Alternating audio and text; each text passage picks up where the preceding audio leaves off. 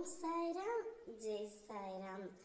என் அன்பு தங்கமே, உனக்கான சொத்து உன்னிடமே வரவிருக்கின்றது.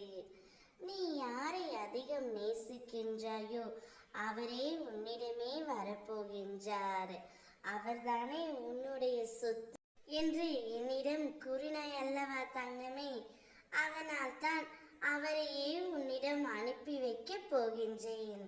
நீ விரும்பியது கிடைக்க போகின்றது தங்கமே. நினைத்தது நடக்காத காரணத்தால் தடுமாற நீ ஆரம்பித்திருக்கின்றாய். தடுமாற்றம் உன்னை அமர விடாமல் அலைக்கழித்து மனதை ஓரிடத்தில் நிலைக்க விடாமல் செய்கிறது. இப்போது உனக்கே தெரியும், தருவதற்கு நானும் பெறுவதற்கு நீயும் தயாராக இருக்கிறோம். ஆனால் உன் நிலையற்ற மனது மட்டும் எனது அருளை நீ பெற்றுவிடக் கூடாது என அவ்வப்போது குழப்பத்தில் ஆழ்த்தி விடுகிறது தங்கமே.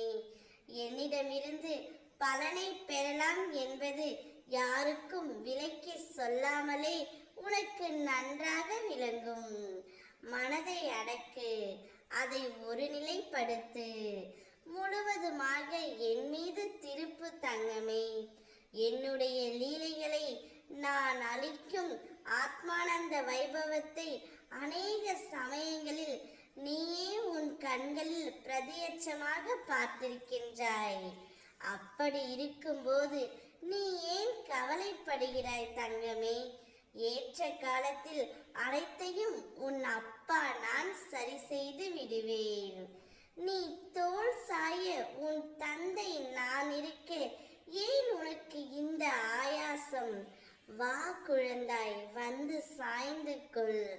மன சஞ்சலங்களை அகற்றி அமைதிக்குள் செல்வமே. விரைவில் பிரச்சனைகளை தீர்த்து உன்னை மகிழ்ச்சி வெள்ளத்தில் மூழ்கடிக்கின்றேன்.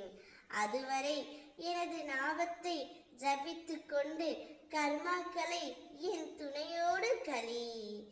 ஓம் சாய்ராம் என்று வணங்கி பதிவிட்டு மகிழ்ச்சியுடன் இரு.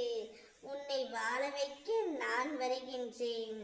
இனி உன் வாழ்க்கையில் அற்புதங்கள் பலவற்றை நீ காணப்போகின்றாய். அப்பா உன் கூடவே இருப்பேன்.